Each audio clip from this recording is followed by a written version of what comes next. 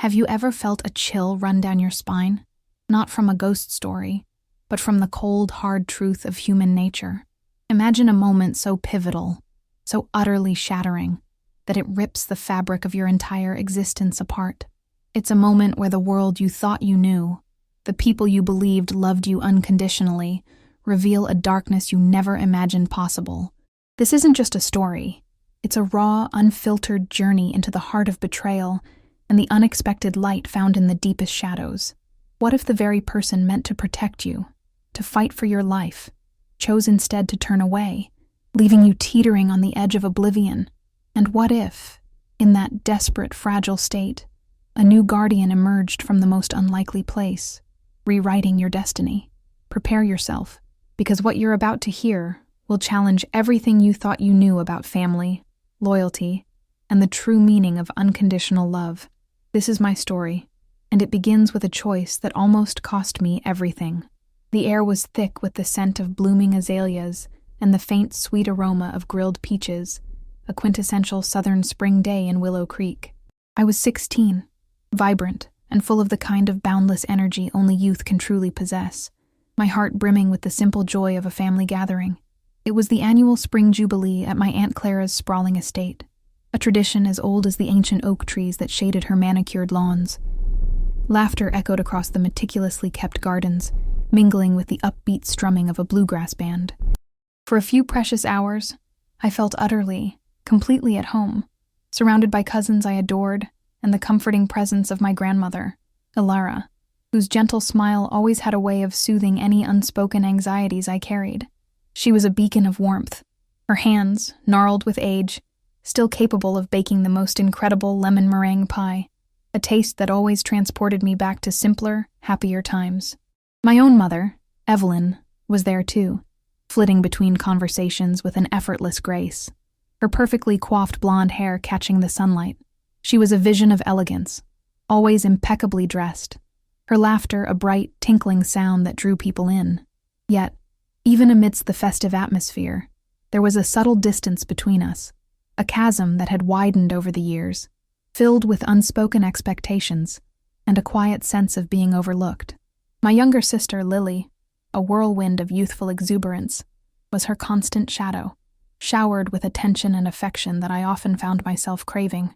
I loved Lily fiercely, but sometimes the stark contrast in how we were treated felt like a dull ache in my chest, a constant reminder of where I stood in my mother's world. It was a feeling I had learned to compartmentalize, to bury deep beneath a facade of cheerful independence, but it was always there, a quiet hum beneath the surface of my consciousness. As the afternoon began to wane, casting long golden shadows across the lawn, a sudden sharp pain lanced through my head. It wasn't just a headache. It was a throbbing, insistent ache that made the vibrant colors of the party seem too bright, the joyful sounds too loud. I excused myself, mumbling something about needing fresh air, and sought refuge in a quiet corner of the sprawling veranda, hoping the cool breeze would offer some relief. It was there, partially hidden by a climbing rose bush, that I overheard a snippet of conversation that would forever alter the course of my life. My mother's voice, clear and distinct, carried on the gentle breeze, laced with an excitement I rarely heard directed at me. She was on the phone, discussing plans for a luxurious spa retreat the following day, followed by an impromptu trip to the Caribbean, just for her, Lily, and her new husband, Richard. My name was mentioned briefly, almost as an afterthought, in the context of someone who could stay with Aunt Clara. The words hit me with the force of a physical blow, stealing the breath from my lungs. The lemon meringue pie I had just eaten suddenly felt heavy and cold in my stomach. It wasn't just the exclusion, it was the casual indifference, the complete lack of consideration for my feelings, as if my presence or absence held no weight in their grand plans. The ache in my head intensified, mirroring the growing emptiness in my heart. I felt a profound sense of isolation, a realization that I was, once again, an afterthought, a logistical detail to be managed rather than a cherished member of the family. The vibrant party, moments ago a source of joy, now felt suffocating, its happiness a stark contrast to the quiet despair blooming within me. I needed to escape, to find a space where I could breathe, where the weight of that casual dismissal wouldn't crush me. My grandmother, Ilara, ever perceptive, noticed my sudden pallor and the distant look in my eyes. She approached me with a gentle concern, her hand resting lightly on my arm. "Are you all right, my dear? You look a little pale." I managed a weak smile, mumbling about a sudden migraine, a convenient excuse to flee the scene. She offered to drive me home, but I insisted I was fine, that I just needed to lie down in my own bed. My grandfather, Arthur, a man of quiet strength and unwavering kindness, overheard our exchange. He was a retired history professor, with a twinkle in his eye and a knack for making even the most complex historical events sound like thrilling adventures. He had always been my confidant, the one who truly saw me, who listened without judgment. He handed me the keys to his old reliable sedan, a car he affectionately called the Wanderer, a vehicle that had carried us on countless adventures to dusty antique shops and serene fishing spots. "Drive carefully, my little scholar," he said, his voice a warm rumble. "Text me when you get there, all right?" I promised I would, the words feeling hollow even to my own ears, my mind already racing with the desperate need to simply disappear. The drive home was a blur of gathering storm clouds and the rhythmic thud of the windshield wipers struggling against the sudden downpour. The sky, once a brilliant blue, had turned an ominous bruised purple, mirroring the turmoil in my soul. The familiar road, usually a comforting path, now felt treacherous, each curve a challenge, each drop of rain a tear shed for a love I felt was always just out of reach. My mind replayed the overheard conversation, the casual dismissal, the feeling of being utterly alone in a world that was supposed to be my sanctuary. The pain in my head was now a dull roar, a relentless drumbeat accompanying the growing storm outside. I gripped the steering wheel, knuckles white, trying to focus on the road, on anything but the gnawing emptiness within. And then, in a terrifying flash of blinding light and screeching metal, the world dissolved into chaos, a symphony of destruction that would forever mark the end of my innocent youth. The last thing I remembered was the crushing impact, the taste of blood, and then an all-encompassing darkness. What would emerge from that darkness? I had no idea, but I knew, with a chilling certainty, that nothing would ever be the same again. The next sensation was a cacophony of sounds and a kaleidoscope of fleeting images, a disorienting swirl of pain and confusion. There were urgent voices, the piercing shriek of alarms, and the rhythmic hiss of machines, all blending into a terrifying symphony of medical urgency. My body felt alien, heavy and unresponsive, a vessel of agony that was no longer truly mine. I was vaguely aware of hands, many hands, working with a frantic precision, cutting away my clothes, inserting tubes, and pressing cold instruments against my skin. A voice, calm yet firm, cut through the haze, explaining something about internal bleeding, shattered bones, and a rapidly ticking clock. "We need parental consent, immediately," the voice insisted, "or we might lose her." The words hung in the air, heavy with a terrifying finality, yet they felt distant, as if spoken to someone else, in another dimension. A kind face, framed by a nurse's cap, hovered above me, her eyes filled with a profound sadness that mirrored the fear I couldn't articulate.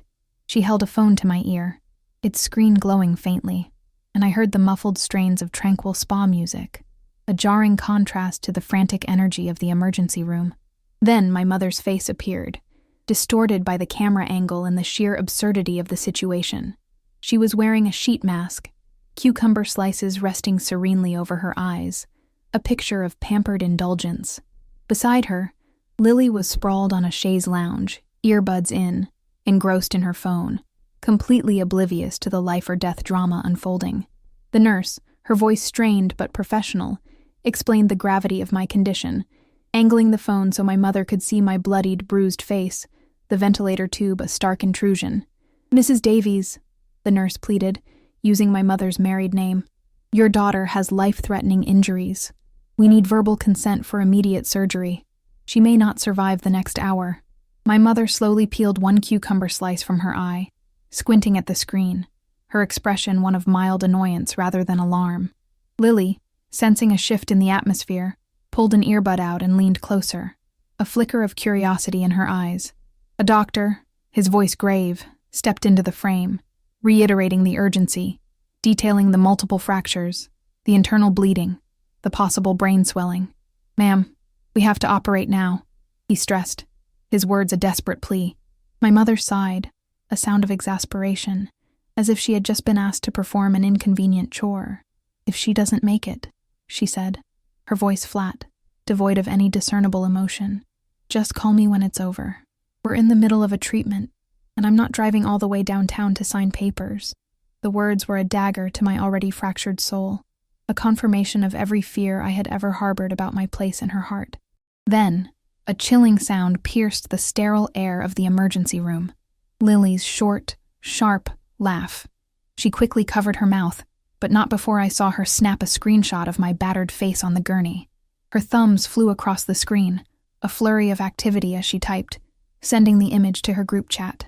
Later, I would learn the caption she chose. "Finally, some peace."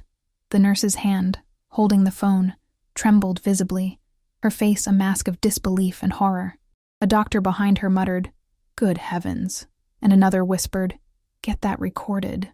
The nurse, regaining her composure, tried one last time, her voice laced with a desperate urgency. "Ma'am, this is a legal requirement for a minor." My mother cut her off, her tone dismissive. "I heard you. Call my father, Arthur Brooks. He'll handle it. We paid for a full day here." And with that, she ended the call, leaving the trauma team staring at a blank screen, a collective gasp of shock echoing through the room. One resident looked ready to hurl the phone across the room, his face a mixture of rage and profound sadness. They scrolled to the next emergency contact. My grandfather, Arthur. His old sedan, the Wanderer, was already speeding down the highway when the hospital finally reached him. He had been sitting on his porch, meticulously cleaning his fishing reels for an upcoming trip, a peaceful evening ritual. The second he heard serenity and critical condition, he dropped everything, his heart seizing with a primal fear. He floored it across the Ravenwood Bridge, still wearing his worn fishing vest and a hat stained with the remnants of past adventures. Rain hammered against the windshield, and lightning illuminated the dark, churning sky, but he drove with a singular, desperate focus. He made the 30-minute drive in a mere 15, bursting through the ER doors, soaked to the bone, his old university ID, a relic from his teaching days, still clipped to his belt out of habit. The charge nurse, taking one look at the determined, distraught man, waved him straight through, recognizing the urgency in his eyes. He signed every consent form they thrust in front of him without reading a single line, his hand shaking so violently that the pen scratched deep grooves into the paper. They allowed him into the trauma bay for a brief moment, long enough for him to see me, a tangle of tubes and wires, my face swollen beyond recognition. He leaned close to my ear, his voice a rough whisper, the same words he used to say when I had nightmares as a little girl. "I've got you, my little scholar. Grandpa's right here." It was a lifeline, a promise whispered into the abyss, and in that moment, even through the fog of pain and impending unconsciousness, I felt a flicker of hope, a warmth spreading through the cold dread that had enveloped me. Then, they rushed me to surgery, and he pulled a metal chair up to the glass wall outside the operating room, settling in for what would be the longest vigil of his life. He didn't move for the next 10 hours, not when nurses offered coffee, not when the waiting room emptied, not even when the storm outside knocked the power out for a terrifying few minutes, and the backup generators roared to life. He was a statue of unwavering devotion, a silent sentinel against the encroaching darkness, and I knew even then that I was not truly alone. This was just the beginning of a battle, not just for my life, but for the very definition of family.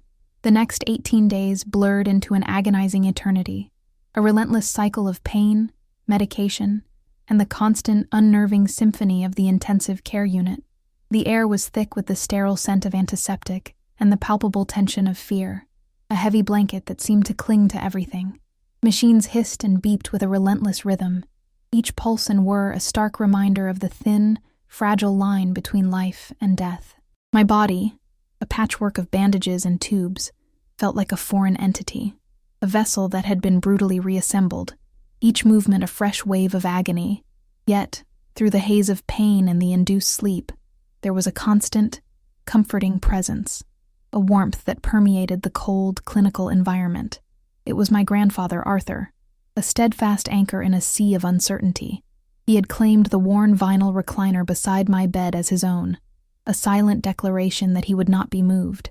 Nurses, with their kind but weary eyes, tried to persuade him to go home the first night, to rest, to eat a proper meal, but he simply showed them his old university ID, a faded relic from his teaching days, and with a quiet determination that brooked no argument, he stated, "I'm not going anywhere." After that, no one dared to challenge him. He slept in short, restless bursts, his head tipped back, mouth slightly ajar, his comfortable worn shoes still on. When he woke, he would talk to me, his voice a low, steady murmur, careful not to be drowned out by the incessant beeping of the monitors. He spoke of trivial things, of the weather outside, of the books he was reading, of the latest news from the local fishing pier, but mostly, he spoke of our shared past, weaving tales that were both comforting and profoundly moving. He recounted the night I was born, how he was the first to hold me because my mother, Evelyn, was too exhausted, too overwhelmed by the ordeal. He described the tiny perfection of my fingers, the surprising strength of my grip, the way my eyes, even then, seemed to hold a spark of curiosity. He retold the story of the summer I was 8, when we caught a 5-foot shark off the Folly Beach pier, how I had screamed with a mixture of terror and exhilaration until he let me reel it in myself, my small hands straining against the powerful pull of the creature. He read aloud from his worn copy of To Kill a Mockingbird, a book he cherished, doing all the voices with a theatrical flair that brought the characters to life, his voice a soothing balm against the harsh realities of the ICU. Some evenings, when the silence grew too heavy, he would simply hum the old hymn his own mother used to sing to him when he was a little boy, the one that always lulled me to sleep on his old, comfortable couch. It was a melody steeped in comfort and nostalgia, a gentle reminder of the enduring power of love and connection. Doctors came and went, a procession of specialists with their grave pronouncements and cautious optimism. One morning, the neurologist delivered the welcome news that the swelling in my brain was finally receding, a small victory in a long and arduous battle. Another afternoon, the orthopedic surgeon warned that my pelvis might never heal perfectly straight, a stark reminder of the permanent scars I would carry. My grandfather listened intently, nodding, asking questions that were sharp and insightful enough to make even the most seasoned residents sweat. Then he would simply return to holding my hand, his grip firm and reassuring, as if nothing had changed, as if his unwavering presence alone could mend all that was broken. On day 16, a subtle but significant shift occurred. The numbers on the monitors, those relentless arbiters of my fragile existence, finally began to move in the right direction. My blood pressure stabilized, the ventilator settings gradually decreased, and the frantic beeping softened into a more gentle rhythm. A nurse, a kind woman named Maria, who had become a familiar and comforting presence, caught my grandfather smiling for the first time in 2 weeks, a wide, genuine grin that transformed his weary face. It was a moment of pure, unadulterated hope, a shared acknowledgement that the tide was finally turning. That same afternoon, as he leaned close, whispering about the red fish running and how we would go fishing the minute I woke up, a tall man in a crisp navy suit appeared at the glass door of my room. Mr. Harrison, a sharp and astute lawyer, had worked on cases with my grandfather decades ago. They still met for a monthly poker game, a tradition that had solidified their deep and abiding friendship. My grandfather looked up, saw the thick folder in Harrison's hand, and gave one slow, deliberate nod. No words were needed. The understanding between them was profound and unspoken. Harrison left the hospital, got into his sleek silver sedan, and drove straight to my mother's opulent home in Willow Creek. He knew the address by heart, a place that had once represented a different kind of family, a different kind of life. Harmony and Lily were in the grand foyer, surrounded by designer luggage, 2 matching pink suitcases adorned with tags for a 7-night Caribbean cruise, set to depart from the harbor the very next morning. Richard, my mother's husband, was upstairs on a work call, oblivious to the storm brewing.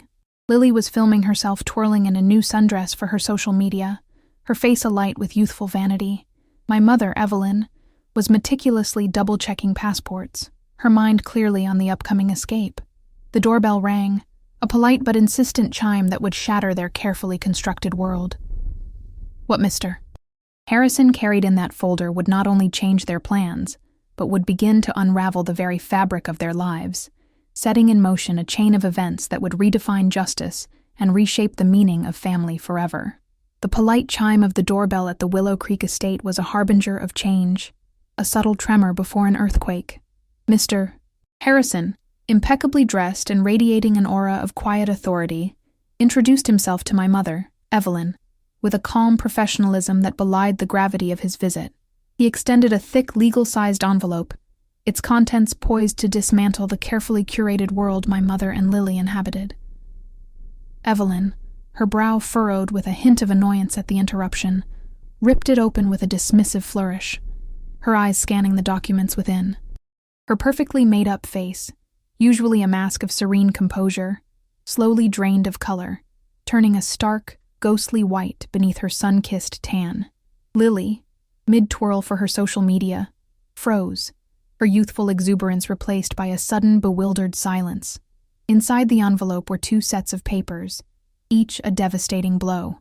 The first was an emergency petition to strip parental rights, citing medical neglect of a minor, a legal term that carried the weight of profound abandonment. The second was a civil suit filed by the hospital, demanding extraordinary life-saving expenses, coupled with a claim for pain and suffering. Both documents named Evelyn Davies as the primary defendant.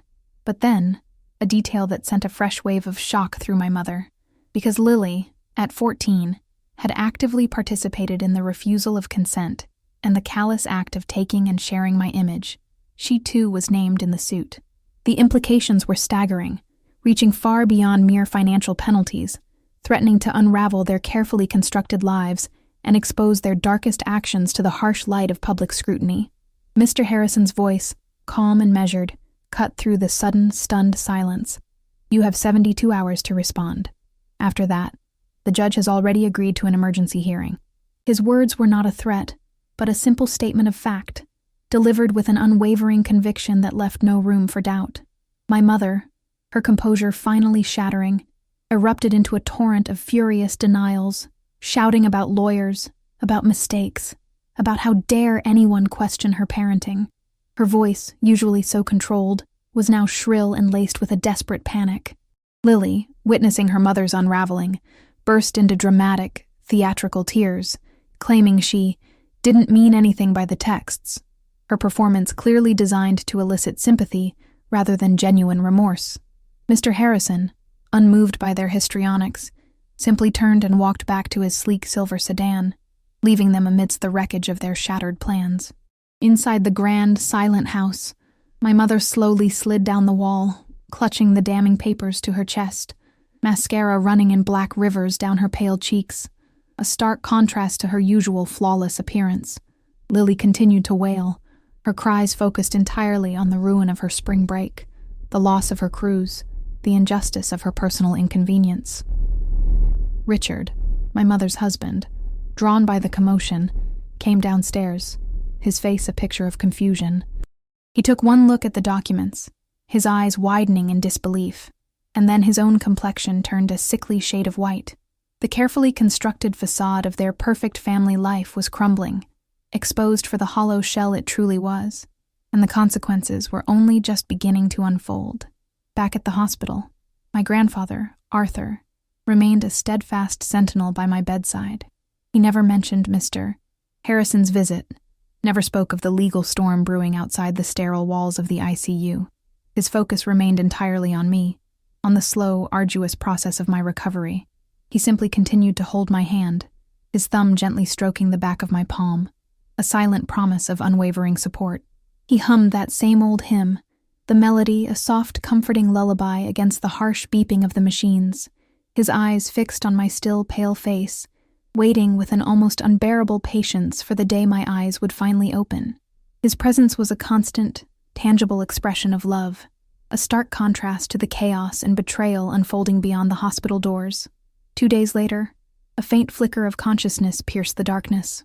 My eyelids, heavy and reluctant, slowly fluttered open, revealing a world that was still blurry, still tinged with pain, but undeniably real. Everything hurt, a dull, persistent ache that permeated every fiber of my being.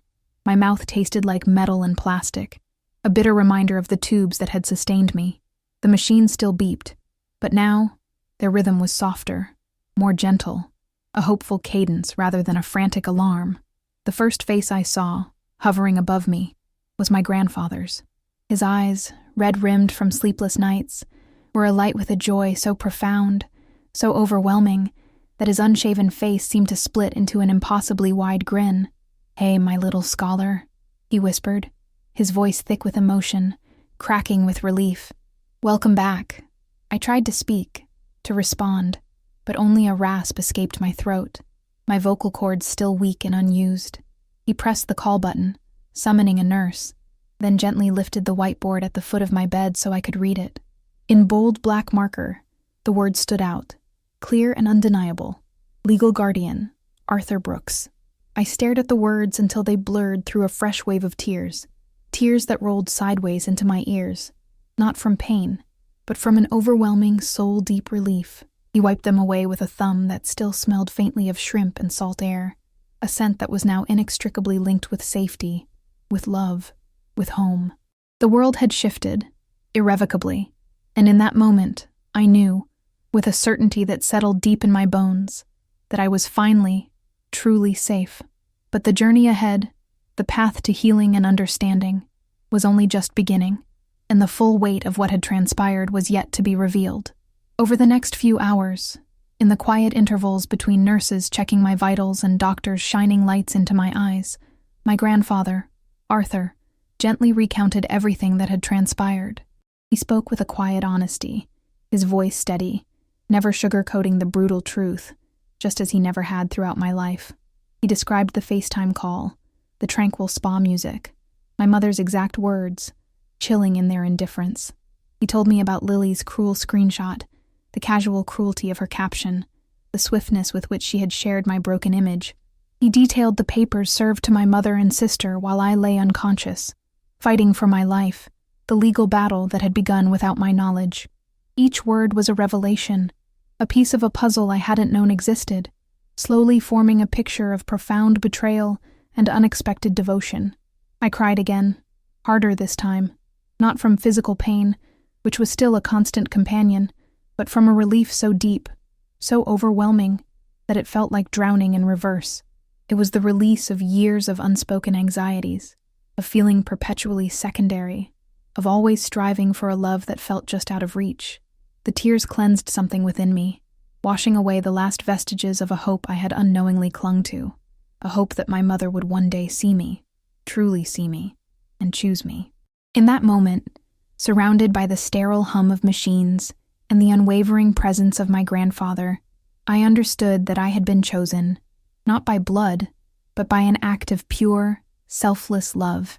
The weight of that realization was both heartbreaking and liberating, a profound shift in the landscape of my emotional world.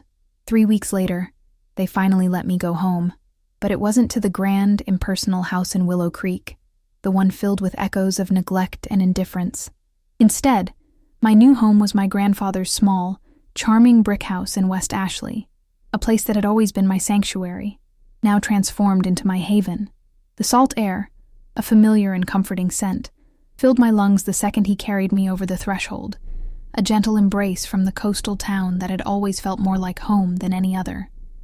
My new bedroom, once his fishing tackle room, had been lovingly transformed. He had painted the walls a pale, soothing blue, the color of a clear summer sky, and hung the same wind chimes we had made together when I was 9, their delicate tinkling a melody of peace. From the window, I could see the ocean, rolling and steady and endless, a constant reminder of the enduring beauty and resilience of nature, a reflection of the strength I was slowly rediscovering within myself. Physical therapy began the following Monday, a grueling and often painful journey of rediscovery. I learned to sit up again, then to stand, then to shuffle tentatively behind a walker, my grandfather spotting me with the same gentle patience he had shown when I was a toddler learning to walk. He cooked shrimp and grits every night, a comforting southern staple, because it was soft enough for my wired jaw, a testament to his unwavering care and attention to every detail of my recovery. We watched the sunset from the porch swing, his arm around my shoulders, neither of us needing to fill the quiet with words. His presence was enough, a silent balm to my wounded spirit. a testament to a love that spoke volumes without uttering a single sound. The quiet moments, filled with the gentle rhythm of the waves and the warmth of his embrace, were more healing than any medicine. One afternoon, my phone buzzed on the kitchen counter, its screen displaying a name that sent a jolt through me. Mom.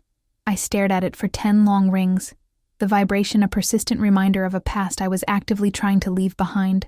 My grandfather watched from the doorway, his expression unreadable, saying nothing, allowing me the space to make my own choice. With a deep breath, I pressed decline, set the phone face down, and walked back to the porch, back to the quiet sanctuary of his presence.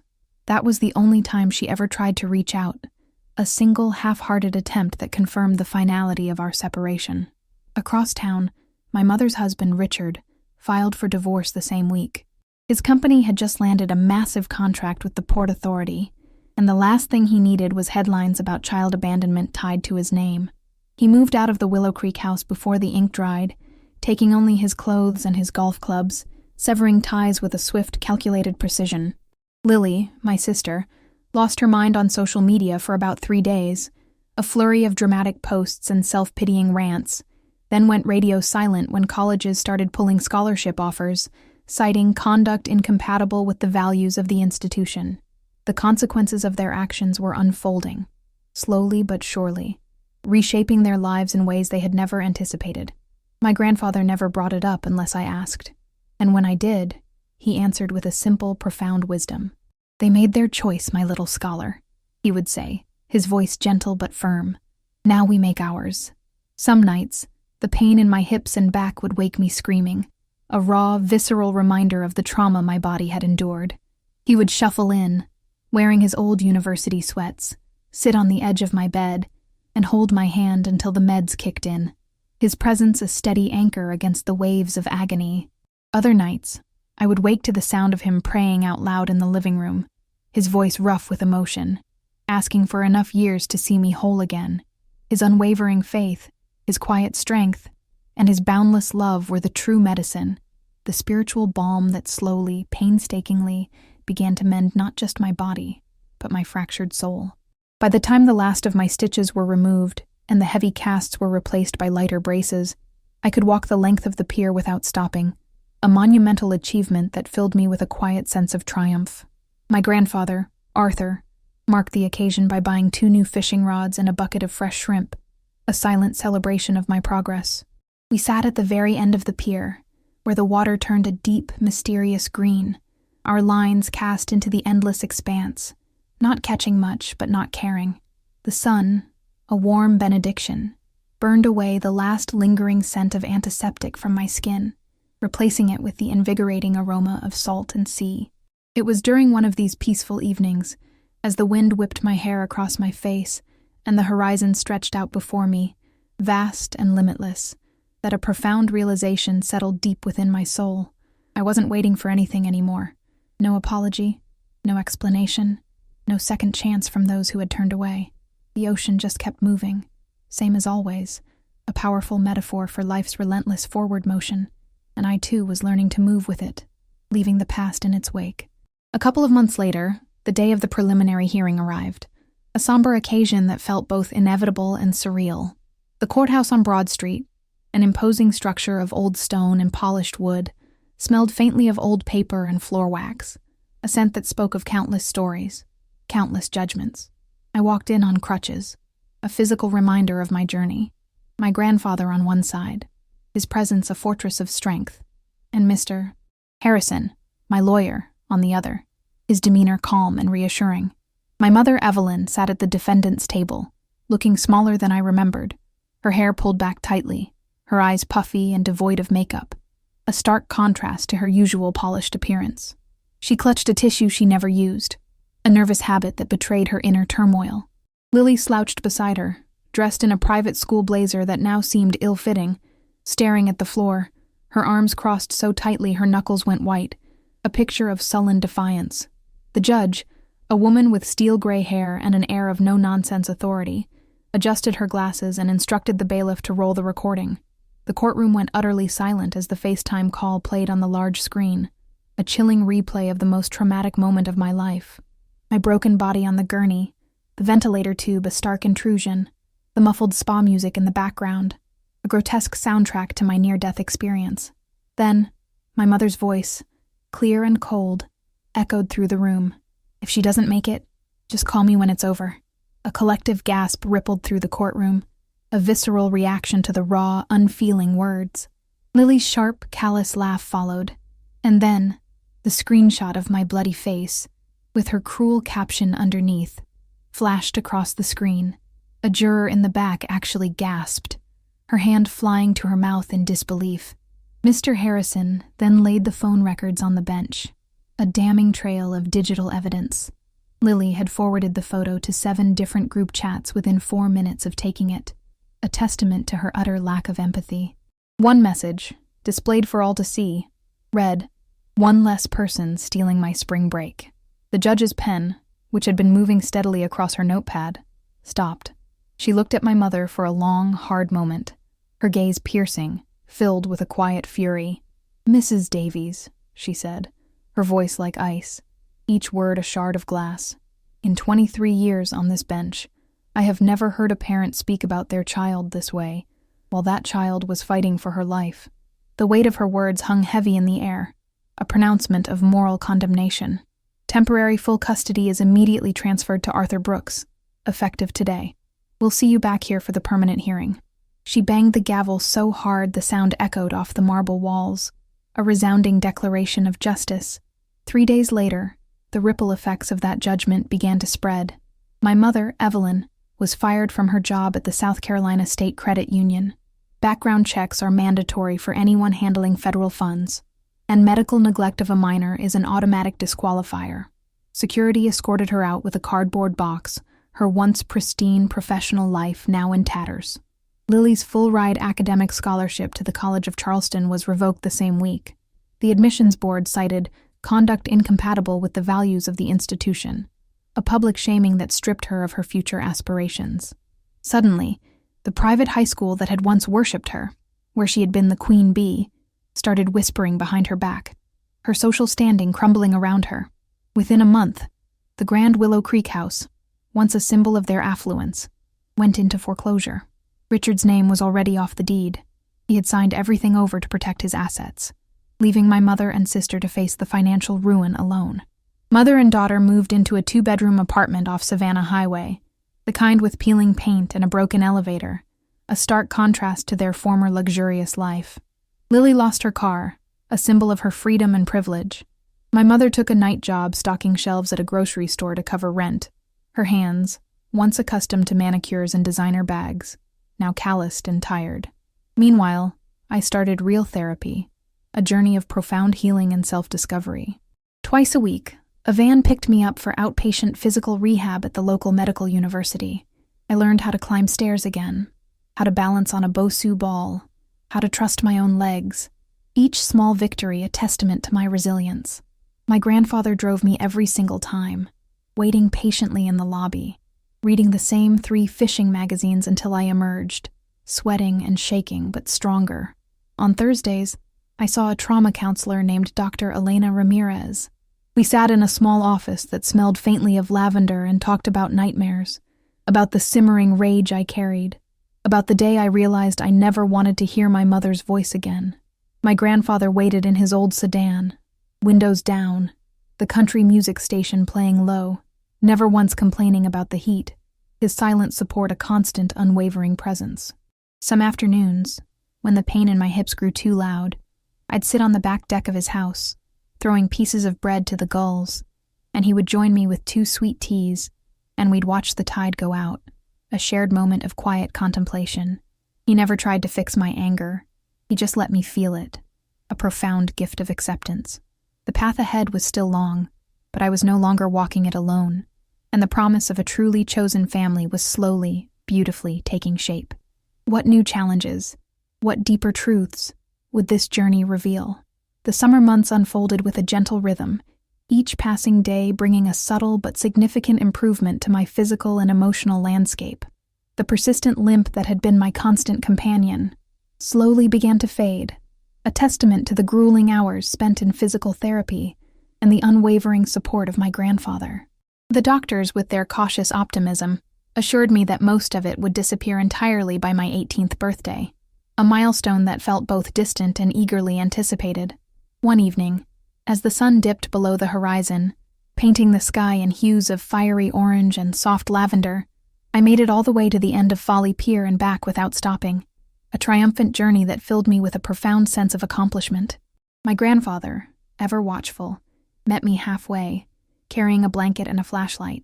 Even though the last vestiges of daylight still clung to the sky, we sat on the cool sand, our shoes off, letting the gentle waves lick our toes, the rhythmic ebb and flow of the ocean a soothing balm to my soul. I leaned my head on his shoulder, the familiar scent of salt and his comforting presence a sanctuary. "Thank you for staying," I whispered, the words thick with emotion, encompassing so much more than just his physical presence. He kissed the top of my head, his voice a soft rumble. "Nowhere else I'd rather be, my little scholar." It was a simple exchange, yet it held the weight of 1,000 unspoken promises, a bond forged in the crucible of adversity. 7 months after the crash, the day of the final trial arrived, a culmination of months of legal battles and emotional healing. I walked into the courtroom without crutches, without a cane, without even a noticeable limp, a powerful visual statement of my resilience. The scar on my forehead, a faint pink line, was still visible, a permanent reminder of what I had endured, but my head was held high, my gaze steady and unwavering. My grandfather sat directly behind me, dressed in his Sunday suit, the same one he had worn to my father's funeral years ago, his presence a silent pillar of strength. My mother, Evelyn, looked even smaller than I remembered, her hair pulled back tightly, her face drawn and pale, clutching a tissue she never used, her eyes downcast. Lily stared straight ahead, her arms crossed so hard her knuckles went white, a picture of hardened defiance, her youthful arrogance replaced by a sullen, resentful silence. Mr. Harrison called me to the stand first, his voice calm and professional. I swore to tell the truth, the whole truth, and nothing but the truth, my voice clear and steady, and then I sat down, looking the judge directly in the eye. "Tell the court how it felt," Mr. Harrison prompted, his voice gentle. "Knowing your mother refused to come while you were dying." I took a deep breath, the entire room waiting, hushed and expectant. It felt like the last piece of me that still believed I mattered just died on that table, I said, my voice not shaking, each word imbued with the raw emotion of that moment. I learned in one sentence that I was disposable, and the person who said it was the same woman who used to read me bedtime stories. The words hung in the air, a stark, undeniable truth that resonated with a chilling clarity. I told them about waking up to my grandfather's name on the Guardian line, a beacon of hope in the darkness. I spoke of the single missed call from my mother, the one I never returned, a silent declaration of my emotional independence. I recounted every night I fell asleep, listening to the gentle rhythm of the ocean, instead of wondering why I wasn't enough, finding solace in the natural world, rather than seeking validation from those who had withheld it. My mother's lawyer, a slick, overly confident man, tried to paint her as stressed, overwhelmed, a victim of circumstance. He brought up her job loss, the foreclosure of her home, the divorce from Richard, attempting to elicit sympathy and deflect blame. I didn't look at her once, my gaze fixed on the judge, my resolve unwavering. When he finished, the judge, her expression unreadable, asked if I had anything else to say. "Yes, Your Honor," I answered, my voice clear and firm. "I don't want her money. I don't want her apologies. I just want this to be over. I already have a family." The words were a powerful declaration, a final severing of ties, a testament to the profound shift in my understanding of what family truly meant. The judge didn't need long to deliberate. She returned 20 minutes later, her face grim, her voice unwavering. Permanent termination of parental rights for Evelyn Davies, effective immediately. Civil judgment in favor of the plaintiff and the hospital, $480,000. The Willow Creek property will be sold at auction to satisfy the lien. Mr. Arthur Brooks is granted full legal adoption. This case is closed. The gavel cracked like a starting gun, a resounding finality that echoed through the courtroom, sealing my fate and beginning a new chapter. Outside in the hallway, reporters shouted questions, their cameras flashing, eager to capture the drama of the moment. I ignored them all, took my grandfather's arm, and walked into the crisp October sunshine, leaving the courthouse and a significant part of my past behind me. 3 weeks later, the bank padlocked the big white house in Willow Creek, a silent monument to a life that had crumbled. A moving truck came for what little my mother and Lily decided to keep, a meager collection of belongings that seemed insignificant compared to the grandiosity of the house. They loaded boxes into an old sedan and drove north on I-26, headed somewhere cheaper, somewhere nobody knew their names, somewhere they could perhaps escape the consequences of their actions. I never asked where they went, and they never searched for me. The silence that followed was clean, final, and profoundly peaceful. That same month, the adoption papers arrived in the mail, a simple envelope containing the most significant document of my life. I signed Serenity Brooks for the first time, my new name feeling both foreign and utterly right, and cried harder than the day I woke up from the coma, tears of pure, unadulterated joy and belonging. My grandfather framed the certificate above the fireplace, right next to my father's old service photo, a symbolic merging of past and present, of blood and chosen family. I started my senior year at an alternative school 10 minutes from West Ashley, a place with small classes, teachers who actually cared, and no one who knew my story unless I chose to tell them. I made the honor roll every quarter and got accepted early decision to the College of Charleston, close enough to come home every night if I wanted, a future filled with promise stretching out before me. Graduation day came, warm and windy, a day of celebration and new beginnings.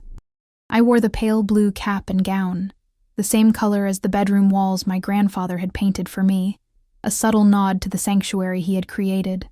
When they called my name, the entire senior class stood up and cheered, a spontaneous outpouring of support, because by then, everyone knew who had carried me through. My grandfather waited at the bottom of the steps in his dress uniform, his medals polished, his eyes shining with pride. I ran to him, threw my arms around his neck, and let him lift me off the ground like I still weighed nothing, a moment of pure, unadulterated joy, a testament to the enduring power of a love that had truly saved me. The journey had been long and arduous, but the destination, a life filled with genuine love and belonging, was more beautiful than I could have ever imagined. 5 years have gracefully unfolded since that fateful spring Sunday, a passage of time that has transformed the raw wounds into resilient scars, each one a testament to survival and the profound capacity for healing. I am 21 now, my diploma in psychology proudly displayed on the wall of my small sunlit office. I work as a family trauma counselor at a nonprofit organization just over the bridge in Mount Pleasant, a place where the salt air still carries the scent of the ocean, a constant, comforting presence. Every day, I sit across from teenagers who, much like my younger self, believe no one will ever truly choose them, that they are destined to navigate life's treacherous waters alone. And every day, I get to tell them, with a conviction born of lived experience, that they are wrong.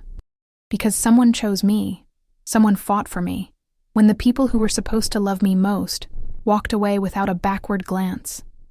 I am living proof that family isn't always about blood. Sometimes, it's about the unwavering heart that refuses to let you fall. My grandfather, Arthur, turned 77 last month, a milestone celebrated with his favorite lemon meringue pie and a quiet evening on the porch swing. He still mows the yard himself, his movements a little slower now, but his spirit as vibrant as ever. He still catches more fish than any charter boat captain on the island, his weathered hands still possessing that innate fisherman's touch. And of course, he still makes the best shrimp and grits in the state, a culinary masterpiece that tastes of home and unconditional love. The little brick house in West Ashley, perched on its stilts, is exactly the same, a timeless sanctuary. The wind chimes still sing their gentle melodies in the breeze. The porch swing still creaks with a familiar rhythm, and the coffee pot is always half full, a silent invitation to linger and share stories. My old room is still painted that pale blue, a serene haven, and his tackle room is still a bedroom, because neither of us ever felt the need to change it back. It is a space imbued with memories, a living testament to the love that transformed it.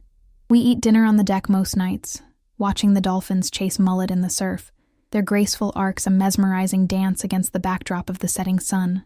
He calls me my little scholar, exactly once a day, usually when he hands me a sweet tea, a term of endearment that has become synonymous with his love and pride. I still call him Grandpa. Nothing else feels right. Nothing else captures the depth of our connection. Our conversations are often punctuated by comfortable silences, moments where words are unnecessary, where simply being in each other's presence is enough. It is a profound peace, a quiet understanding that transcends the need for constant chatter, a testament to the deep bond we share. Harmony and Lily, my mother and sister, left South Carolina for good 3 years ago. Last I heard, they were somewhere in Georgia, renting a trailer under different last names, attempting to shed the weight of their past and the consequences of their actions. I never searched for them, and they never searched for me. The silence between us is clean, final, and profoundly peaceful. Some people ask if I'm angry, if the bitterness of their betrayal still festers within me. I'm not. Anger takes energy, a precious resource I decided to spend on living, on healing, on building a life filled with purpose and genuine connection. It's a choice I made, a conscious decision to reclaim my power and direct my energy towards growth, rather than resentment. Some ask if I forgive them. Forgiveness isn't mine to give, not in the way they might expect. It's theirs to earn, a journey they never attempted to embark upon. I'm simply done. What I do carry, however, is a gratitude so deep, so overwhelming, that it still catches me off guard, a sudden welling of emotion that brings tears to my eyes. Gratitude for the man who slept in a vinyl chair for 18 nights, a silent vigil of unwavering love. For the retired professor who never missed a single therapy appointment, who patiently waited in his old sedan, reading his fishing magazines, a constant reassuring presence. For the grandfather who turned his house into a home, and his heart into a harbor, a safe haven where I could heal and rediscover my worth. Family isn't the people who share your blood. Family is the person who stays when your blood runs cold on an operating table. Family is the one who signs the papers, holds your hand, and never once makes you feel like a burden. If you're watching this and you're scared you don't have that person, look harder. They're out there. Sometimes they're the grandparent you didn't expect to need. Sometimes they're the friend, the teacher, the neighbor who refuses to leave. And when you find them, hold on. Because real family isn't born. It's chosen. Every single day. Especially on the days when choosing you costs them everything. That's the only truth I know for sure. And that, my friends, is my story. The echoes of that final courtroom gavel still resonate within me, not as a sound of finality, but as a starting gun for a life truly lived on my own terms. The journey from a broken girl on an operating table to a woman who counsels others through their darkest moments has been arduous, filled with unexpected turns and profound lessons. It's a path I wouldn't trade for anything, for it has sculpted me into the person I am today, resilient and deeply empathetic. The memories of those early days of recovery, the slow, painstaking process of relearning to walk, to trust my own body, are etched into my mind. Each step, each wobbly attempt on the Bosu ball, was a small victory, celebrated with a quiet nod from my grandfather, his eyes reflecting a pride that fueled my determination. He was my shadow, my rock, my silent cheerleader, always there, always present, a constant reminder that I was not alone in this fight. Dr. Ramirez, my trauma counselor, became another crucial guide in my healing journey. Her office, with its calming lavender scent and soft lighting, was a sanctuary where I could unpack the tangled mess of emotions that had accumulated over years of neglect and the recent, brutal betrayal. We talked about the nightmares, the vivid replays of the crash, the chilling sound of my mother's voice, the image of Lily's mocking screenshot. We explored the rage, a simmering inferno that threatened to consume me, and she taught me how to acknowledge it, to understand its origins, and then, slowly, to release its destructive grip. She helped me understand that my anger was a natural response to profound injustice, but that holding on to it would only perpetuate my own suffering. It was a difficult process, peeling back layers of pain and resentment, but with her gentle guidance and my grandfather's unwavering support, I began to find a path towards emotional freedom. The quiet afternoons on the back deck, throwing bread to the gulls with my grandfather, became a sacred ritual. Those moments, filled with the rhythmic sound of the waves and the shared silence, were more therapeutic than any formal session. He never offered platitudes or tried to minimize my pain. He simply sat beside me, his presence a comforting blanket, allowing me to feel whatever I needed to feel: sadness, anger, confusion, without judgment. He understood that sometimes the greatest comfort comes not from words, but from the silent, unwavering presence of someone who truly cares. It was in those moments that I truly began to understand the depth of his love, a love that was patient, unconditional, and profoundly healing. He didn't try to fix me. He simply loved me. And in that love, I found the strength to fix myself. The transition to the alternative high school was another step towards reclaiming my life. It was a smaller, more intimate environment, a stark contrast to the sprawling, competitive world of my previous school. The teachers, with their genuine warmth and individualized attention, saw me not as a problem to be managed, but as a student with potential, a young woman with a unique story. I didn't have to pretend, didn't have to hide the limp that still lingered, or the emotional scars that were slowly fading. I could simply be Serenity, a girl learning to navigate a new world, surrounded by people who valued authenticity over superficiality. Making the honor roll every quarter wasn't just about academic achievement. It was about proving to myself that I was capable, intelligent, and worthy of success. A quiet rebellion against the years of being made to feel invisible. Getting accepted early decision to the College of Charleston was a moment of immense pride, a tangible symbol of a future I was actively building for myself. The thought of staying close to my grandfather, of being able to come home every night if I wanted, filled me with a profound sense of security and belonging. It wasn't just about the academic opportunity. It was about maintaining the precious connection I had found, the family I had chosen. The world was opening up to me, filled with possibilities, and I was no longer afraid to embrace them. The past, with its pain and betrayals, was receding, replaced by a future brimming with hope and the promise of a life lived fully and authentically. Graduation day was a whirlwind of emotions, a culmination of years of struggle and triumph. The warm, windy air carried the scent of blooming jasmine, a sweet perfume of success. As I walked across the stage in my pale blue cap and gown, the same color as the walls of my bedroom, a silent tribute to my grandfather's love, I felt a surge of overwhelming gratitude. When my name was called, and the entire senior class rose to their feet, cheering, it wasn't just for my academic achievements. It was for the journey, for the resilience, for the quiet strength I had found. They knew my story, not from gossip or sensational headlines, but from the genuine connections I had forged, the vulnerability I had shared. And at the bottom of the steps, my grandfather waited, resplendent in his dress uniform, his medals polished, his eyes shining with a pride that mirrored my own. I ran to him, threw my arms around his neck, and let him lift me off the ground. A moment of pure, unadulterated joy, a symbolic release of all the burdens I had carried. It was a moment of profound love, a testament to the fact that true family isn't about shared blood, but about shared hearts, about unwavering support, and about choosing each other every single day, no matter the cost. The future was bright, and I was ready to step into it, hand in hand with the man who had shown me what true love really meant. But even with all this healing, there were still layers of understanding to uncover, deeper truths about the nature of forgiveness and the enduring power of the human spirit. The years that followed graduation were a tapestry woven with threads of purpose, healing, and an ever-deepening understanding of myself and the world around me. My psychology degree wasn't just a piece of paper. It was a tool, a pathway to transforming my own pain into a source of strength and empathy for others. Working as a family trauma counselor, I found myself sitting across from young people grappling with their own versions of abandonment and betrayal, their eyes reflecting the same confusion and hurt I once carried. It was a profound privilege to share my story, not as a cautionary tale, but as a beacon of hope, a testament to the fact that even when the people who are supposed to love you most turn away, there are others, often unexpected, who will step into the void and choose you. This work became my calling, a way to honor the love I received, and to pay it forward, creating a ripple effect of healing and connection. My grandfather, Arthur, continued to be the steady anchor in my life, his presence a constant source of comfort and wisdom.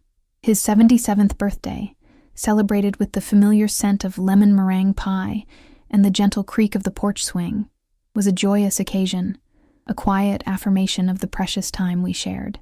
He still maintained his garden with a meticulous care, his hands, though a little more gnarled with age, still tending to the earth with a quiet reverence. His fishing expeditions remained legendary, his ability to outwit any charter boat captain a source of local amusement and admiration, and his shrimp and grits, a culinary masterpiece, continued to be the taste of home, a dish infused with generations of love and tradition. The house on stilts, our sanctuary in West Ashley, remained unchanged, a timeless testament to the enduring power of a chosen family. The wind chimes still sang their gentle melodies, the porch swing still invited quiet contemplation, and the coffee pot was always half full, a symbol of an open door and a warm welcome. My old room, painted that soothing pale blue, remained a haven of peace, a space where I could retreat and reflect. And his former tackle room, now my bedroom, was never reverted, a subtle but powerful acknowledgement of the permanent shift in our lives, a testament to the fact that our chosen family was not a temporary arrangement, but a lasting reality. We continued our nightly ritual of dinner on the deck, watching the dolphins chase mullet in the surf, their graceful movements a soothing ballet against the backdrop of the setting sun. Those moments, filled with comfortable silences and the shared beauty of nature, were the threads that wove our lives together, strengthening the fabric of our bond. He still called me my little scholar, exactly once a day, usually when he handed me a sweet tea, a term of endearment that always brought a smile to my face and a warmth to my heart. And I, in turn, still called him Grandpa, a title that encompassed not just a familial relationship, but a profound love, respect, and gratitude that words could barely express. The silence from my mother, Evelyn, and my sister Lily remained unbroken. 3 years had passed since they left South Carolina, vanishing into the anonymity of Georgia, seeking to escape the consequences of their choices. I never sought them out, never felt the urge to chase after a past that had caused so much pain. And they, in turn, never searched for me. The silence was not a void, but a clean, final, and profoundly peaceful space. It was the absence of drama, of manipulation, of the constant striving for a love that was never truly offered. It was the quiet calm after a storm, a testament to the healing that had taken place within me. People often ask me if I'm angry, if the bitterness of their betrayal still lingers, a festering wound beneath the surface. My answer is always the same. I'm not. Anger, I've learned, is a consuming emotion, a heavy burden that drains precious energy.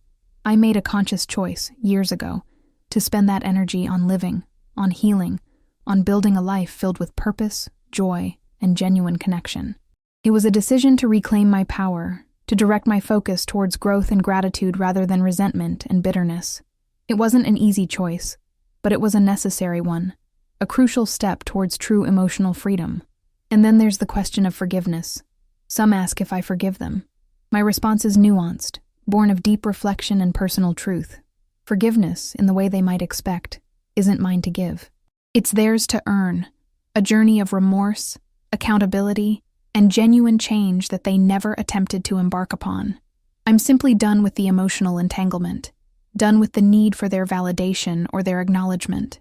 What I do carry, however, is a gratitude so profound, so overwhelming, that it still catches me off guard, a sudden welling of emotion that brings tears to my eyes. Gratitude for the man who slept in a vinyl chair for 18 nights, a silent vigil of unwavering love and devotion, for the retired professor who never missed a single therapy appointment, who patiently waited in his old sedan, reading his fishing magazines, a constant, reassuring presence that spoke volumes without uttering a single word. For the grandfather who turned his house into a home and his heart into a harbor, a safe haven where I could heal, grow, and rediscover my worth. He didn't just save my life. He showed me what it truly meant to live. The profound realization that family isn't solely defined by blood, but by the unwavering choice to love and support, has become the cornerstone of my philosophy, both personally and professionally. It's a truth I share with every young person who walks into my office, their eyes clouded with the pain of feeling unchosen, unloved. I tell them my story, not to sensationalize, but to illustrate the powerful, transformative nature of chosen family. I explain that sometimes, the people who are supposed to love you most, those bound by genetic ties, are the very ones who will turn their backs when you need them most. And conversely, sometimes, the most profound love comes from unexpected sources, from individuals who step into the void and become the family you never knew you needed. It's a message of hope, a testament to the resilience of the human spirit, and a reminder that true connection is forged in shared experiences, in unwavering presence, and in the conscious decision to show up day after day. This understanding has shaped not only my career, but also my personal relationships. I've learned to cultivate connections with people who embody the values of loyalty, empathy, and genuine care. My circle of friends is small but fiercely loyal, a testament to the quality of relationships over quantity. We celebrate each other's triumphs and support each other through challenges, a chosen family that mirrors the love and support I found in my grandfather. We understand that life is unpredictable, that pain is inevitable, but that having a strong, supportive network can make all the difference. It's a conscious effort to build a life rich in meaningful connections, a stark contrast to the superficiality and conditional love I experienced in my early years. My grandfather, Arthur, remains the patriarch of this chosen family, his wisdom and quiet strength a guiding force. Our bond has only deepened with time, evolving into a partnership of mutual respect and profound affection. We still share our nightly dinners on the deck, the rhythmic sound of the waves a soothing backdrop to our conversations. He still tells me stories of his youth, of his days as a history professor, of the adventures he shared with my father, and I, in turn, share with him the nuances of my work, the challenges and triumphs of the young people I counsel, knowing that he listens with an open heart and a discerning mind. He is not just my grandfather, he is my mentor, my confidant, and my dearest friend, a living embodiment of the truth that love knows no bounds, no genetic limitations. The absence of my mother and sister from my life is not a void, but a space filled with peace. There is no lingering resentment, no desire for revenge, only a quiet acceptance of what is. I understand that their choices were a reflection of their own limitations, their own inability to offer the kind of unconditional love I deserved. And while that understanding doesn't erase the pain of the past, it allows me to move forward without the burden of bitterness. The silence is not cold or empty, it is clean, a clear demarcation between a past that once defined me and a present that I have actively chosen to create. It is the freedom to breathe, to grow, to thrive, without the constant shadow of their judgment or their indifference. I often reflect on the concept of earning forgiveness. It's not about them performing a specific act to appease me, but about a genuine internal shift, a recognition of their wrongdoing, and a sincere desire for amends. Since that shift never occurred, the idea of offering forgiveness feels disingenuous, a performative act rather than a true emotional release.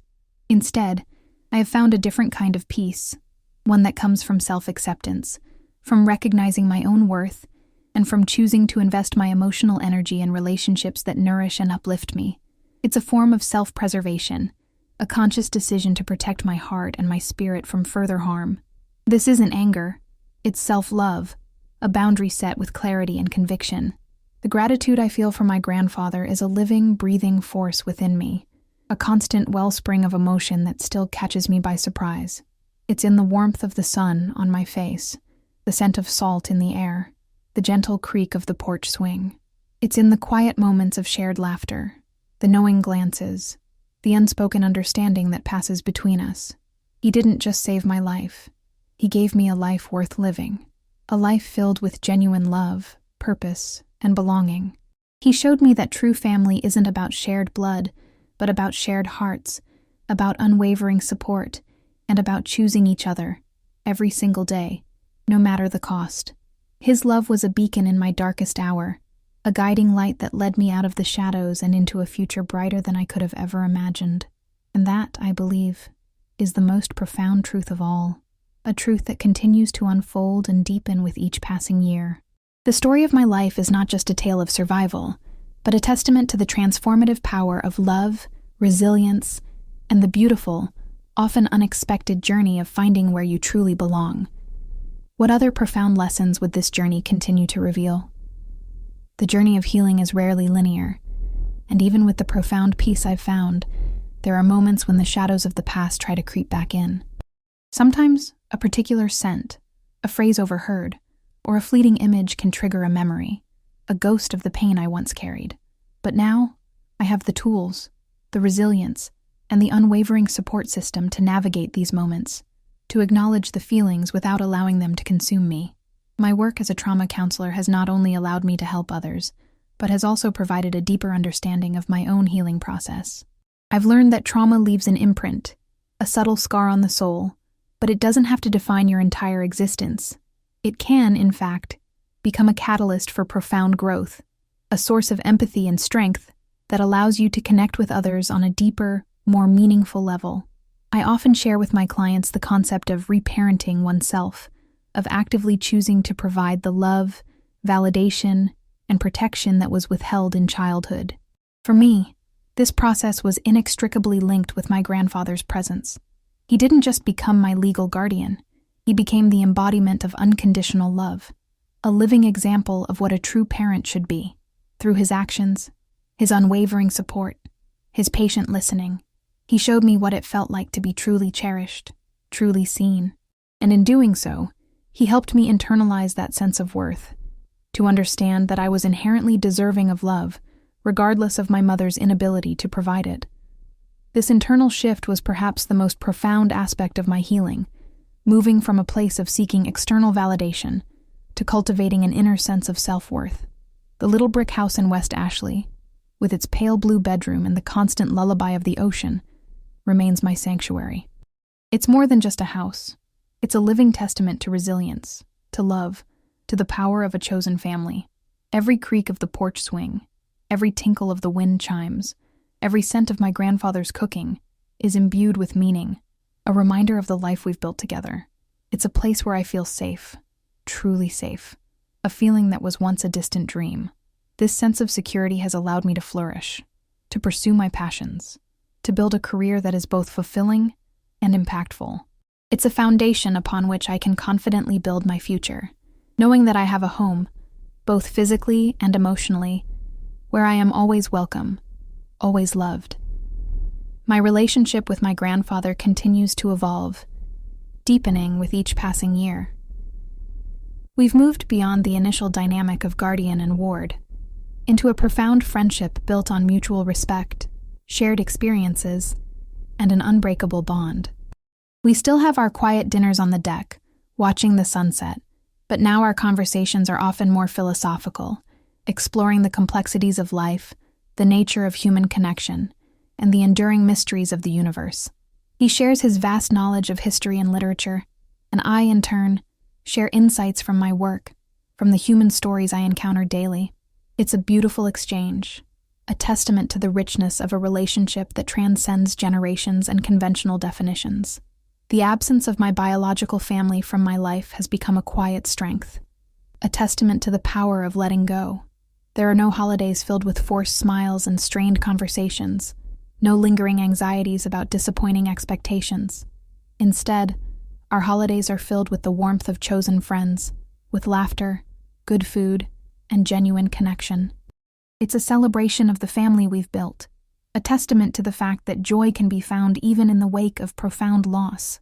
This freedom from the emotional burden of a toxic past has allowed me to fully embrace the present, to savor each moment, and to look towards the future with an open heart and a sense of boundless possibility. I often think about the ripple effect of choices, how one decision can set in motion a chain of events that alters countless lives.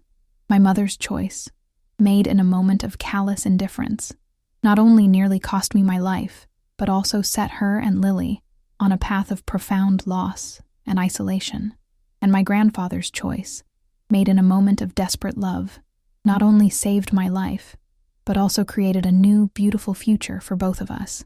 It's a powerful reminder that every action, every word, carries weight, and that the choices we make, especially in moments of crisis, reveal the true measure of our character. This understanding has instilled in me a deep sense of responsibility, a commitment to always choose kindness, empathy, and unwavering support, to be the person who stays, no matter the cost. This is the legacy I hope to carry forward, a testament to the enduring power of love and the transformative journey of finding your true family. What other unexpected gifts would this chosen path bring? As I continue to navigate my life, both personally and professionally, the lessons learned from my past serve as a constant compass, guiding my decisions and shaping my interactions. The concept of chosen family isn't just a theoretical framework I discuss with clients. It's the lived reality that underpins my entire existence. It has taught me the importance of intentionality in relationships, of actively seeking out and nurturing connections with individuals who resonate with my values and who offer genuine, unconditional support. This discernment has allowed me to build a robust support system, a network of friends and colleagues who understand the depth of my journey and who celebrate the woman I've become.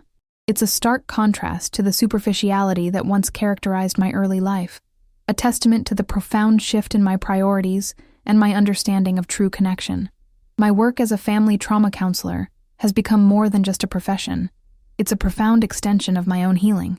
Each story I hear, each young person I guide through their pain, reinforces the universal need for belonging, for feeling seen and valued. I often find myself drawing upon my own experiences, not to center myself, but to offer a tangible example of resilience, to show them that even in the darkest of times, light can be found and new paths can be forged. It's a delicate balance, sharing enough to build trust and rapport, but always keeping the focus on their journey, their healing. This work is deeply fulfilling, a constant reminder of the human spirit's incredible capacity for survival and growth, and a way to honor the second chance at life that I was so graciously given. The physical scars on my body have faded over time, becoming subtle whispers of a past trauma, rather than screaming reminders. The limp is almost imperceptible now, a slight sway in my gait that only I truly notice. But the emotional scars, though deeply healed, remain as a testament to my journey. They are not wounds, but rather markers of strength, reminders of the battles I've fought and won. They serve as a constant source of empathy, allowing me to connect with others who carry their own invisible wounds, to understand the unspoken pain that often lies beneath the surface. This empathy is a gift, a profound byproduct of my suffering, enabling me to be a more effective and compassionate counselor, a more understanding friend, and a more loving individual. My grandfather Arthur, with his quiet wisdom and unwavering presence, continues to be the central figure in my life. Our daily rituals, the shared meals on the deck, the conversations punctuated by comfortable silences, are the anchors that ground me. He has taught me the value of patience, the beauty of simplicity, and the enduring power of a love that asks for nothing in return. He is a living library of stories, of history, of life lessons, and I am a grateful student, absorbing every word, every gesture. His health, though still robust for his age, is a gentle reminder of the preciousness of time, and I cherish every moment we share, knowing that these memories are the true treasures of my life. Our bond is a testament to the idea that love, in its purest form, transcends all conventional boundaries. The absence of my biological mother and sister from my life is a silence that has grown comfortable, a space that is no longer filled with longing or regret. It is simply a fact, a chapter closed, allowing me to focus my energy on the vibrant, loving life I have built. I no longer wonder about their whereabouts or their well-being. That emotional tether has been severed, not out of malice, but out of self-preservation. My peace is not dependent on their acknowledgement or their remorse. It is an internal state, cultivated through years of healing and self-discovery. This detachment is not coldness. It is a profound act of self-love, a recognition that my emotional well-being is paramount, and that I have the right to protect it from those who would cause harm. The gratitude I feel for my grandfather is a boundless wellspring, a constant source of warmth and light in my life. It's a gratitude that extends beyond his actions during my crisis. It encompasses every quiet moment, every shared laugh, every piece of wisdom he has imparted. He didn't just save my life. He taught me how to live, how to love, how to be truly human. He showed me that true strength lies not in power or wealth, but in kindness, in empathy, and in the unwavering commitment to those you cherish. His legacy, for me, is not just the life he saved, but the life he helped me build, a life rich in meaning, purpose, and genuine connection. And as I continue to walk this path, I carry his love and his lessons with me, a guiding light that illuminates my way forward, forever grateful for the man who chose me when no one else would. This profound truth, that family is chosen, is a message I will continue to share, a testament to the enduring power of love and the resilience of the human heart. What more could this journey of chosen family possibly reveal? The concept of choosing family, which once felt like a radical idea born from necessity, has now become the most natural and profound truth of my existence. It's a daily practice, a conscious decision to invest in relationships that uplift, support, and genuinely cherish me. This intentionality has allowed me to build a life rich in authentic connections, a stark contrast to the conditional and often superficial bonds of my past. I've learned that true belonging isn't about fitting into a predefined mold, but about finding spaces and people where you can be your most authentic self, flaws and all, and still be loved unconditionally. This understanding has liberated me from the constant striving for approval, allowing me to embrace my own unique journey with confidence and grace. My work at the nonprofit, guiding young people through their own experiences of trauma and abandonment, is a constant source of inspiration and purpose. I see reflections of my younger self in their eyes, the fear, the confusion, the desperate longing for connection. And in sharing my story, in offering a tangible example of resilience and hope, I witness the subtle shifts in their demeanor, the flicker of possibility in their gaze. It's a powerful reminder that healing is a process, not an event, and that even the smallest act of empathy can create a ripple effect of positive change. This work is not just a job, it's a calling, a way to transform my own pain into a source of strength and healing for others, a testament to the idea that our deepest wounds can become our greatest gifts. The physical manifestations of my trauma have largely receded, leaving behind a body that is strong, capable, and a testament to its own incredible capacity for recovery. The slight limp is now more of a memory than a reality, and the scars have softened, blending into the landscape of my skin. But the internal landscape, though profoundly healed, retains the wisdom gained from those harrowing experiences. I am more attuned to the subtle cues of emotional pain in others, more sensitive to the nuances of human suffering. This heightened awareness, a byproduct of my own journey, allows me to connect with my clients on a deeper level, to truly understand the unspoken narratives that lie beneath their words. It's a gift of empathy, forged in the crucible of my own pain, that I now wield with compassion and purpose. My grandfather, Arthur, continues to be the unwavering North Star in my life, his presence a constant source of comfort and guidance. Our shared life in the little brick house, with its familiar rhythms and comforting routines, is a testament to the enduring power of chosen love. We still spend countless hours on the deck, watching the ocean, sharing stories, and simply enjoying each other's company. His wisdom, gleaned from a lifetime of experiences, continues to enrich my understanding of the world, and his quiet strength inspires me to face life's challenges with courage and grace. He is not just a grandfather, he is the architect of my second chance, the embodiment of unconditional love, and the truest definition of family I have ever known. Our bond is a living, breathing testament to the idea that love, in its purest form, transcends all conventional boundaries and expectations. The emotional freedom that has come with severing ties with my biological mother and sister is a profound and liberating experience. It's not a freedom born of anger or resentment, but of a quiet, resolute peace. I no longer carry the burden of their expectations, their judgments, or their indifference. My emotional energy, once consumed by the longing for their approval, is now directed towards building a life filled with genuine connection, purpose, and joy. This detachment is not a sign of coldness, but a testament to my own self-preservation, a conscious decision to protect my heart and my spirit from further harm. It's a powerful act of self-love, a recognition that I am worthy of a life free from emotional toxicity. The gratitude I feel for my grandfather is a boundless wellspring, a constant source of warmth and light that permeates every aspect of my life. It's a gratitude that extends beyond the life he saved. It encompasses the life he helped me build, a life rich in meaning, purpose, and genuine connection. He taught me that true strength lies not in power or wealth, but in kindness, in empathy, and in the unwavering commitment to those you cherish. His legacy for me is not just the physical act of saving me, but the profound gift of showing me what it truly means to be loved, to belong, to be part of a family that chooses you, every single day, no matter the cost. This profound truth, that family is chosen, is a message I will continue to share, a testament to the enduring power of love and the resilience of the human heart. It is a story that continues to unfold, revealing new layers of understanding and new depths of connection, a beautiful testament to the unexpected paths that lead us home. What further insights would this journey bring as I continue to live out this truth? The tapestry of my life, woven with threads of resilience and chosen love, continues to unfold, revealing new patterns and deeper hues.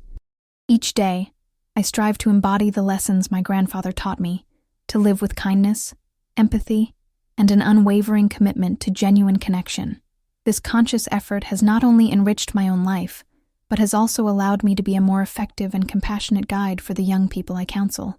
I've learned that true strength isn't about never falling, but about rising again, each time with a deeper understanding of oneself and a greater capacity for compassion. It's a continuous process of growth, a journey of self-discovery that is both challenging and profoundly rewarding. My role as a family trauma counselor has become a sacred space, a privilege to witness the raw vulnerability and incredible strength of the human spirit. I often find myself reflecting on the intricate dance between nature and nurture, how early experiences can shape our perceptions and our capacity for connection. And in sharing my own narrative, I aim to disrupt the narrative of hopelessness, to offer a counter-story where abandonment can lead to profound self-discovery and the creation of a family built on choice, not just biology. It's a powerful message, one that resonates deeply with those who feel lost and unchosen, offering them a glimmer of hope that they too can find their own path to belonging and healing. The physical reminders of my accident have become almost entirely imperceptible, fading into the background of my everyday life. My body, once a source of pain and vulnerability, is now a vessel of strength and capability, a testament to its remarkable ability to heal and adapt. But the emotional wisdom gained from those experiences remains, a constant undercurrent that informs my perspective and deepens my empathy. I am more attuned to the subtle nuances of human emotion, more sensitive to the unspoken pain that often lies beneath the surface. This heightened awareness, a profound byproduct of my own suffering, allows me to connect with others on a level that transcends superficiality, to truly understand and validate their experiences. It's a gift, forged in the crucible of my past, that I now wield with compassion and purpose in my work and in my personal life. My grandfather, Arthur, remains the steadfast heart of my world, his presence a constant source of comfort, wisdom, and unwavering love. Our life together in the little brick house, with its familiar rhythms and comforting routines, is a testament to the enduring power of chosen family. We still share our quiet dinners on the deck, watching the sun dip below the horizon, our conversations flowing effortlessly between the mundane and the profound. His stories, imbued with a lifetime of experience and a deep understanding of human nature, continue to be a source of inspiration and guidance.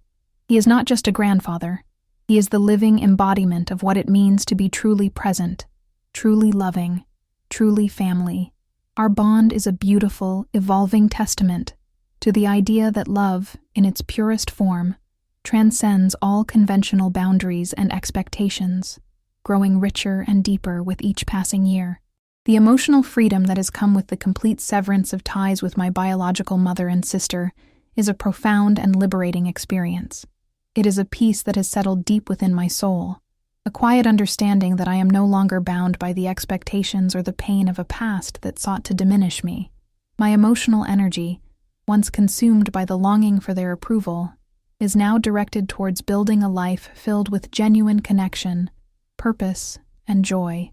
This detachment is not a sign of coldness or indifference. It is a testament to my own self-preservation, a conscious decision to protect my heart and my spirit from further harm. It is a powerful act of self-love, a recognition that I am worthy of a life free from emotional toxicity, a life where I am truly seen, truly valued, and truly loved for who I am. The gratitude I feel for my grandfather is a boundless wellspring, a constant source of warmth and light that permeates every aspect of my life. It is a gratitude that extends beyond the life he saved. It encompasses the life he helped me build, a life rich in meaning, purpose, and genuine connection. He taught me that true strength lies not in power or wealth, but in kindness, in empathy, and in the unwavering commitment to those you cherish.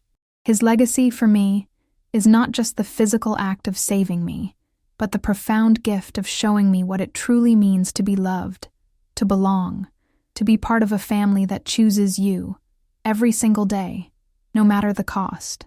This profound truth, that family is chosen, is a message I will continue to share, a testament to the enduring power of love and the resilience of the human heart.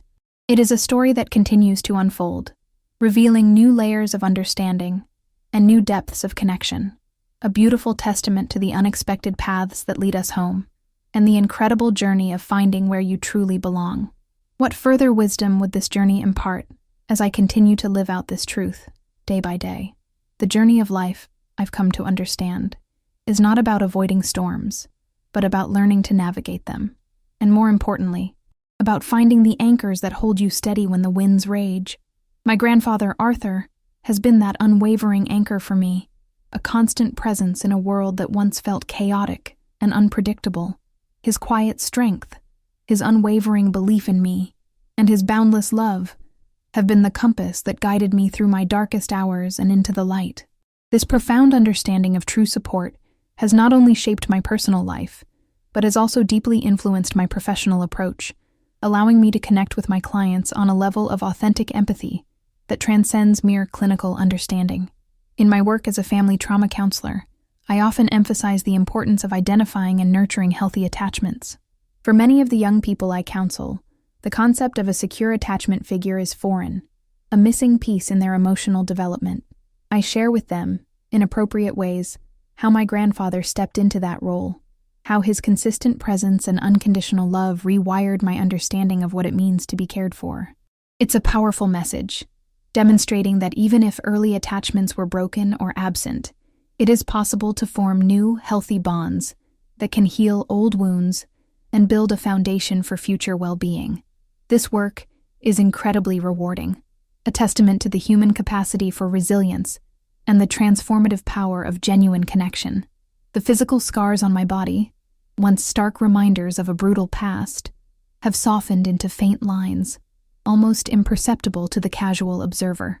They are no longer sources of pain or shame, but rather quiet badges of honor, symbols of survival and strength. My body, once broken and vulnerable, is now a testament to its own incredible capacity for healing, a vessel that carries me forward with grace and purpose. This physical transformation mirrors the profound emotional healing that has taken place within me, allowing me to move through the world with a sense of wholeness and self-acceptance that I once thought impossible. It's a powerful reminder that even the deepest wounds can mend, leaving behind not just scars, but also a deeper appreciation for the resilience of the human spirit. My grandfather, Arthur, continues to be the bedrock of my existence, his love a constant, unwavering force. Our life together in the little brick house, with its familiar rhythms and comforting routines, is a living testament to the enduring power of chosen family. We still share our quiet dinners on the deck, watching the sun dip below the horizon, our conversations flowing effortlessly between the mundane and the profound. His stories, imbued with a lifetime of experience and a deep understanding of human nature, continue to be a source of inspiration and guidance. He is not just a grandfather, he is the living embodiment of what it means to be truly present, truly loving, truly family. Our bond is a beautiful, evolving testament to the idea that love, in its purest form, transcends all conventional boundaries and expectations, growing richer and deeper with each passing year, a profound and precious gift.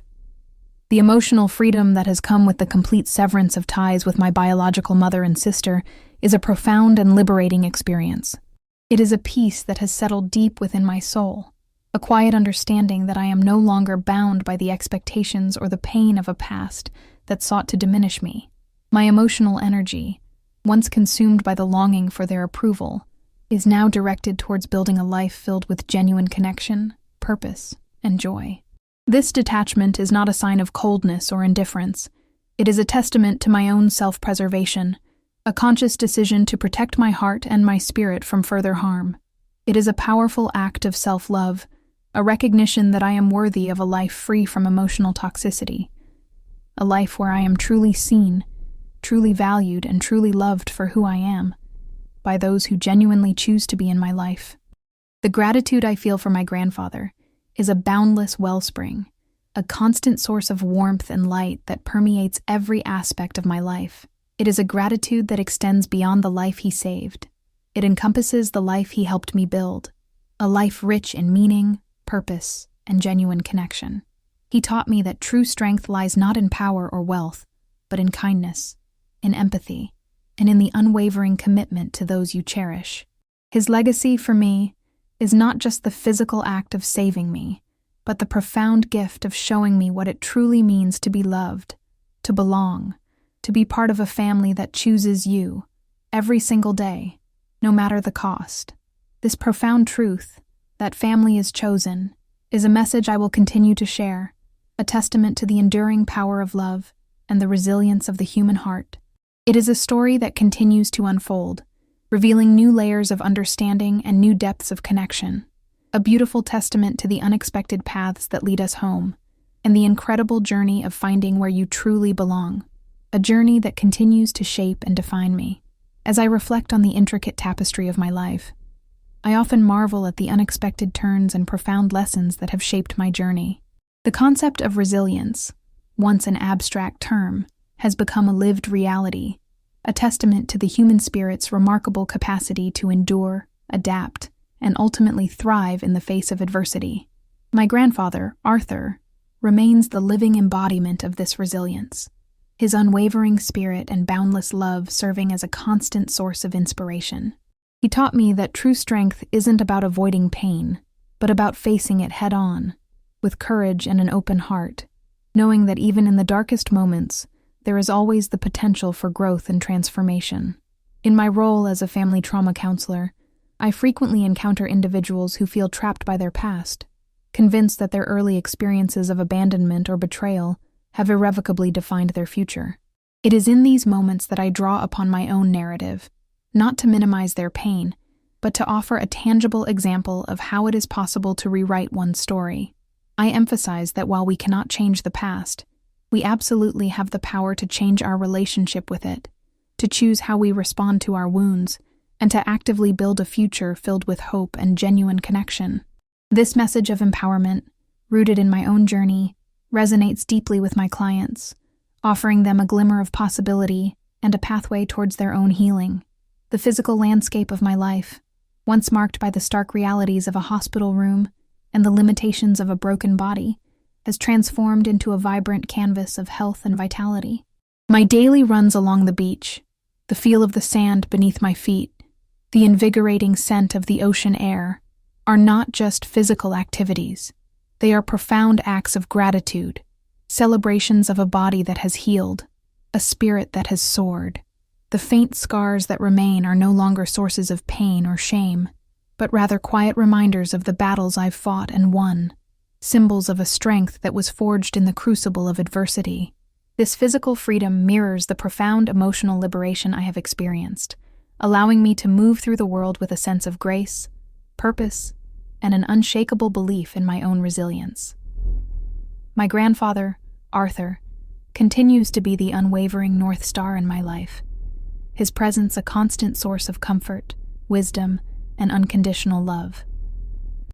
Our shared life in the little brick house, with its familiar rhythms and comforting routines, is a living testament to the enduring power of chosen family. We still share our quiet dinners on the deck, watching the sun dip below the horizon, our conversations flowing effortlessly between the mundane and the profound. His stories, imbued with a lifetime of experience and a deep understanding of human nature, continue to be a source of inspiration and guidance. He is not just a grandfather. He is the living embodiment of what it means to be truly present, truly loving, truly family. Our bond is a beautiful, evolving testament to the idea that love, in its purest form, transcends all conventional boundaries and expectations, growing richer and deeper with each passing year, a profound and precious gift that I cherish beyond measure. The emotional freedom that has come with the complete severance of ties with my biological mother and sister is a profound and liberating experience. It is a peace that has settled deep within my soul, a quiet understanding that I am no longer bound by the expectations or the pain of a past that sought to diminish me. My emotional energy, once consumed by the longing for their approval, is now directed towards building a life filled with genuine connection, purpose, and joy. This detachment is not a sign of coldness or indifference.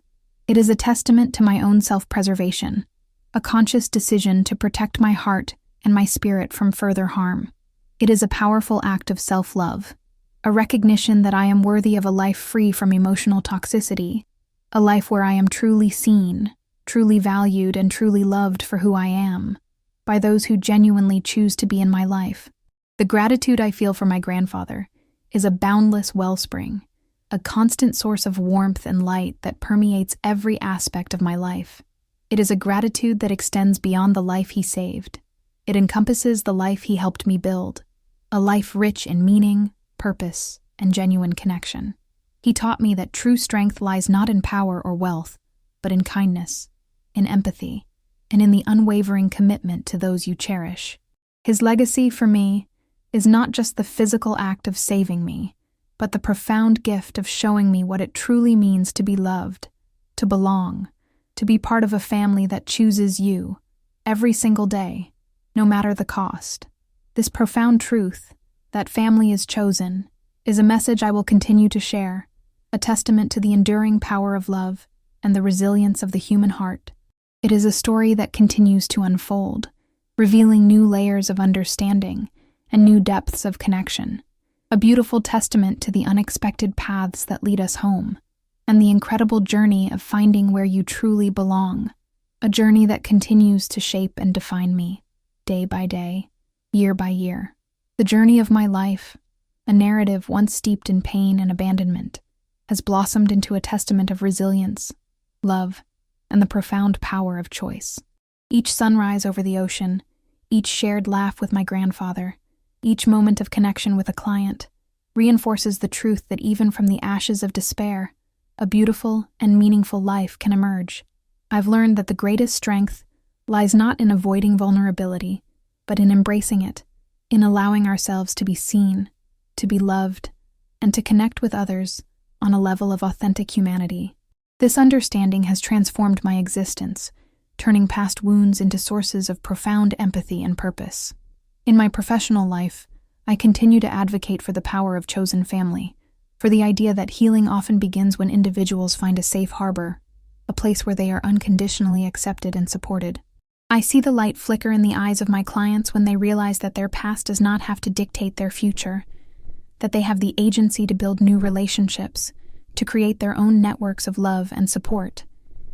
It is a privilege to witness these transformations, to be a small part of their journey towards self-discovery and empowerment. This work is not just a career. It is a profound extension of my own healing, a way to honor the love I received and to pay it forward, creating a ripple effect of hope and connection in the world.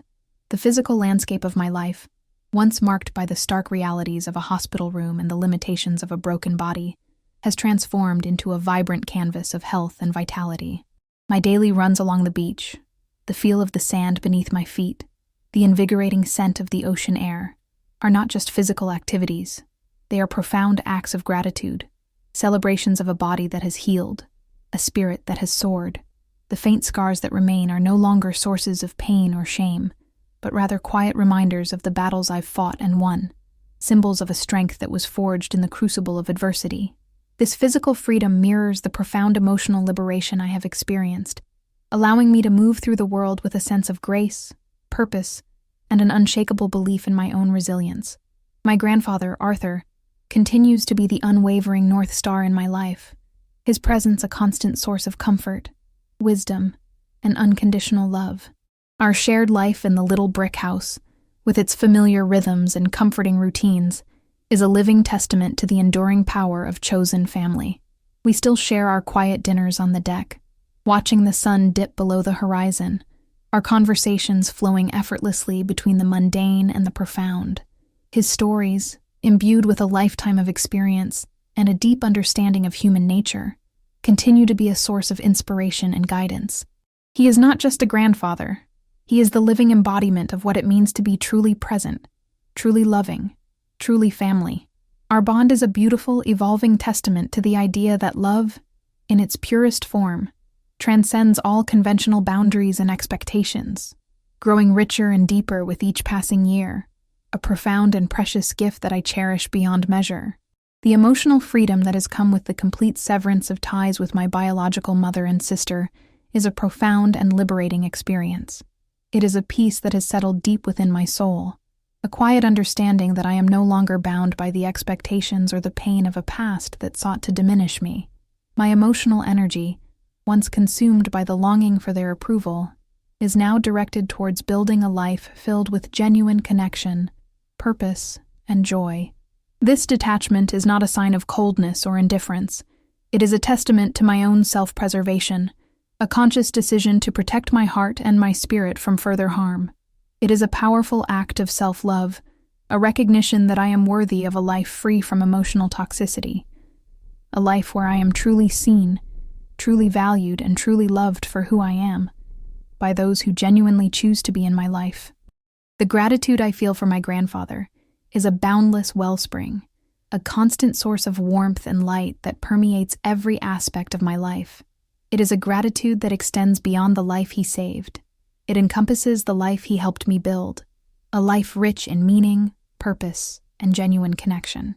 He taught me that true strength lies not in power or wealth, but in kindness, in empathy, and in the unwavering commitment to those you cherish. His legacy for me is not just the physical act of saving me, but the profound gift of showing me what it truly means to be loved, to belong, to be part of a family that chooses you every single day, no matter the cost. This profound truth, that family is chosen, is a message I will continue to share, a testament to the enduring power of love and the resilience of the human heart. It is a story that continues to unfold, revealing new layers of understanding and new depths of connection, a beautiful testament to the unexpected paths that lead us home, and the incredible journey of finding where you truly belong, a journey that continues to shape and define me, day by day, year by year, into the woman I was always meant to be.